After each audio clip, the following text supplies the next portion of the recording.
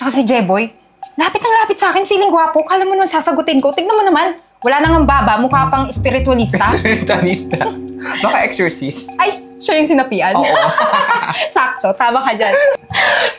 Si Marlon naman, parang may kulang. Buhok. Alam mo, kita-kita na yung panot dito. Kaya pala sombrero ng sombrero. Gusto mo kahit nasa loob na opisina, di mo lang tanggalin para naman masingaw yung panot. Alam mo, buti pa itong bulaklak dito kahit medyo tsaka yung dating. Tino mo na, parang mas okay sa buhok ni Marlon. Don't you think? Pero, teka lang, ngayon ko lang na-realize, ang pangit pala ng restaurant na to. Tingnan mo, hindi bagay sa beauty natin. Sabi sa site, parang 5-star daw. Baka 0.5 star. Nagkamali. Oh, wala ng point. Tanga-tanga naman ang review na yun. Yeah. Panigurado mga bobo mga tao dito, not like us. Kasi tayo, matalino, may pinag-aralan. Tama. We're perfect, di ba? Kaya nga ganito tayo eh. Pero, teka nga lang. Bakit pala tayo nandito? Eto na nga ang chika. Ready ka na ba? Ano nga? Kasi meron akong mayamang client. Bigatin talaga. As in, ngayon magka-close ako ng deal worth 10 million. Ha? Alam mo naman, perfect. Alam ko naman eh, magkakasundo kayo nun. Pero teka lang, parang walang tao dito. Asan yung waiter? Waiter? Waiter! Tagal naman. Hello, ma'am, sir! Welcome to POTJ Restaurant. How may I help you? Ano sabi? Hoy! Hoy! Ba't ka nakikisabay? Ano tayo? Close? Hindi ka namin ka-level, no? Huwag ka magsalita. Kami lang. Uso na pala to ngayon. Yung mga tikbalang nakakapagtrabaho na dito sa mundo ng mga nilalang. Oo. Para siyang libag na naging tao. Yung minolde. Tignan mo naman yung kaitim-itim. Saan kayo ito kanin? Gusto mo ba ng uling? Hindi, uuling na siya eh. Hindi. Merong sabon na uling. Charcoal soap. Pampaputi yun. Baka naman may pag-asa pa. Wala na siguro yan. Marunong ka bang bumasa? Tama lang, huwag ka magsalita kasi nairita mo ako eh. Amin na yung menu. Okay, buksan mo na bibig mo na malaki. Sabi mo, huwag kang makisabay sa amin. Ano ba yung masarap dito sa Chipipay na restaurant na to? Sir, meron po kami dyang, sir, yung steak po. Steak. Pakibasa nga ulit. Steak. Yan po yung bestseller namin dito, sir. Tignan mo, may dinosaur doon. Tignan mo. Tignan mo sa likod mo. Tignan mo sa likod mo. Ay, nasa likod po. Oo, tumingin ka sa likod mo. Sir, akala ko Tumingin sa ka sa harap likod ko na, mo. sir. Hindi, tumingin ka sa likod mo. Dali, tingin ka sa likod mo. Harap. Sige na, kunin mo na yung stick mo dyan. Stick. Bog. Sir, would you like some coffee, tea, or anything? Actually, ang kailangan namin, umalis ka na at kunin mo na yung order namin bago pa uminit yung ulo namin sa'yo. Sige po, ma'am. Wait for a while. Hindi mo makaget over. Nakakatawa talaga yung mukha ng waiters. Waiter? Waitress. Hindi ko Ano ka alam. ba? Ano bang kasarian nun? Siguro walang kasarian. Baka nga.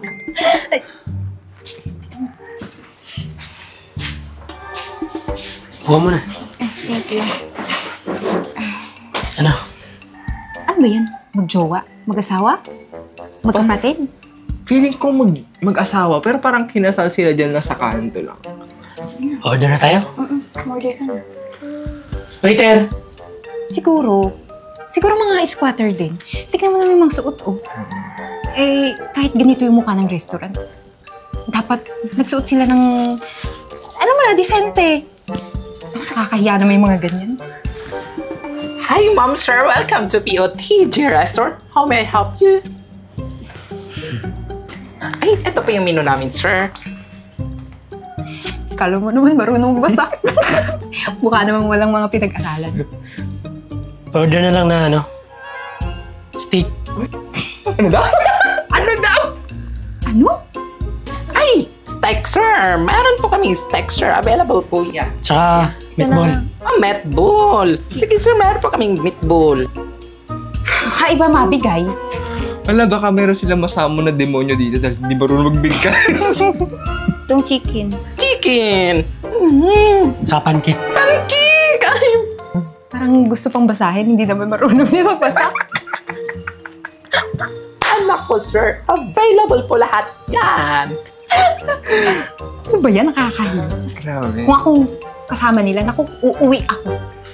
Hindi ko matitiis. Mahihiya din ako sa sarili ko. Yun na lang yung order namin. Ay, ma'am. On the way. On the go. People on the go. But anyways, habang naghihintay tayo dun sa client mo, naboboard ako. Ba't hindi tayo mag-power trip dun sa dalawang yun? Sige, sa bagay kung deserve naman nila. Tingnan mo, naka-iPhone. Bayaran kaya yan monthly. Ano ba? Hindi. Baka yung lalaki, kaya naka-iPhone kasi may jowang lalaking mayaman. Baka namamakla. Ah, oo. Tapos, yung babae, siya yung sulsul. Ano ba yun? Oo, taga-support siya para magkamani sila. Kasi mahirap. Teka lang. Huwag tayo ata pinagtatawanan ito ah. Hayaan mo na. Huwag mo nang pansinin yung mga yan. Pero Ano siguro, teka lang, napaisip ako. Paano kaya sila nag-uusap, no? Kasi naririnig ko yung lalaki kanina nagsasalita, bulol. Nagsa-sign language. Alam mo, nakakapikon na to ah. Ano ba? Ano ba masasabi mo sa babae? Teka lang. Mukha siyang kawawa eh. Mukha siya nagtitinda ng mga tilapia sa palengke. Aalis ng hasang. Sumusobra na sila. Huwag mo nang patulan. Ay, naku. Siguro mabaho sila talaga pag nilapitan, no? Sana dyan na lang sila. Anyways, Umupo ka na lang, huwag mo nang patulan. Papalapit? Baka mangamoy. Francis, Teka huwag lang. mo nang patulan. Hoy! Bakit kayo lumapit dito sa table namin? Mukhang kanina pa kami tinatawanan nyo ah. Bakit? Totoo naman. Mga pangit na nga kayo. Mababaho pa. Baka dumikit yung baho nyo dito sa skin namin. Ano bang problema nyo? Ano nang? Hindi ka na, Francis, huwag mo nang patulan. Hayaan mo na sila.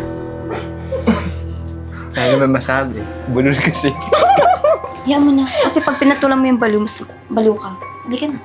Huwag mo nang patulan. Bulol talaga.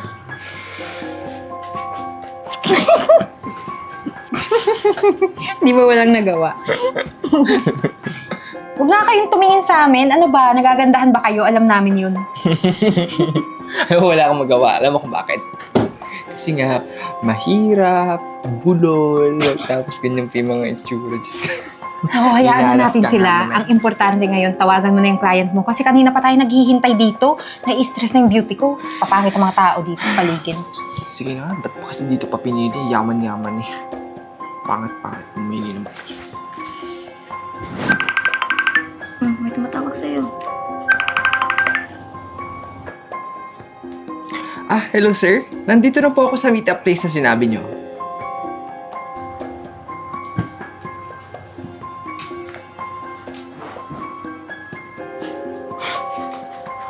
Tamang-tama.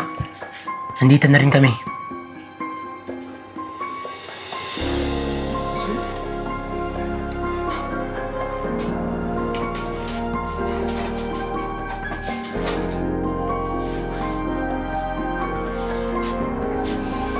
Sir! Kayo po pala yung investor. Hello po. Pala, nabasa ko yung proposal nyo. Okay na sana eh. Kaso, ang dahil sa ginawa nyo, hindi na namin itutuloy yung transaction natin. Sir, hindi to... Sir, parang others ka naman. Hindi totoo yun. Ito talaga yung mabahod ba? Bakit ako? Ikaw kanina, dami mo sinasabi, bulol. Tapos ngayon, papasa mo sa akin yung... Sir, baka naman pwedeng pag-usapan na lang natin, oh. Tayo na to, di ba? Business partners. Hindi na. Hindi kami magsasayang na oras sa mga taong katulad nyo. Yan kasi, dami mo sinabi kanina. Sorry ka na lang. Huwag nyo kasi i-base sa kung ano yung nakikita nyo. Para hindi bumalik sa inyo kung ano yung sinasabi nyo. Matuto kayong rumispeto. Porket nakita nyo lang na simple yung pananamit, Huhusgahan nyo agad? Alam mo, pag sobrang mahangin bakla ka na nga. Pangit pa ng ugali mo. Lalo na yung kasama mo. Piling maganda. Ba't naman pala ako? Perfect ako, no? Iwas-iwasan nyo yung panghuhusga nyo sa tao. Baka bumalik sa inyo. Tara na, babe. Halika na. Bax, ang pangit nila pero sayang yung 10 million. Ewan ko sa'yo. Ikaw kasi. Power trip, power. Mga ma'am, nabalitaan ko na hindi daw kayo nagtagumpay sa transaction ninyo Ayun naman kasi, ang papangit, ang tsatsaka na nga ng pagmumukha ninyo. Ang pangit pa ng ugali nyo. Oo, tingin ng tingin tong balye ng butanding na to. Ang pangit-pangit ang tingin, Hoy, iaayon mo yung ano mo ha? Tingin mo sa tsura mo. Tsaka ito, May paganggal pa sa labi niya. Lawak-lawak na labi niya. Laki-laki. Ano sabi mo kanina? Ha? Ang pangit-pangit ko? Mas pangit ka pa nga sa akin. Hindi mo ba nakikita yung tsura mo, Ang laki-laki ng bibig mo. Tsaka, ang lapad-lapad pa ng hinaharap mo. Alam mo, ikaw, sayang. Mukha kang mukhang baklang transgender Patay. Ito, butanding na to. Baka gusto mo ibalik kita sa dagat. Gusto mo ba yun? O baka naman, gusto mo, ilublob kita sa inidoro kasi mukha ka namang tubol. Alam niyo, bagay na bagay talaga kayong dalawa. Kasi kung meron ng pangit dito, sa Pilipinas, saan man lupalop na mundo, kayo yun. Lalong-lalo ka na, ma'am. Tignan mo, payat-payat mo na, nagda-diet ka pa niyan. Nagmukha ka ng tukod. Alam mo yung tukod? Yung skeletal system ba? Okay, ma'am. Marami ka pa bang sasabihin? Marami ba? Ano, ma'am? Yung nasa science namin. Yung pinag-aaralan namin, yung mga balat-balat na, yung mga bungo, mukhang bungo. So, ayan, ma'am, ha? Ibabagay po natin yung mga pag-aasal natin na ang ganda-ganda ng ambience dito sa restaurant. Tapos ang tsatsaka pa ng pagmumukha niya, pangit pa ng ugali niyo. Next time, ma'am, pagpapasok kayo sa mga ganito kasosyal na restaurant, dapat maging mabait kayo. Kasi para naman, doon na lang kayo bumawi kasi luging-lugi na nga kayo sa pagmumukha ninyo. Lulugiin niyo pa yung mga ugali ninyo. Ikaw? Siguro nag-gym ka na, laki-laki ng katawan mo. Lalaki lang naman hanap mo doon sa gym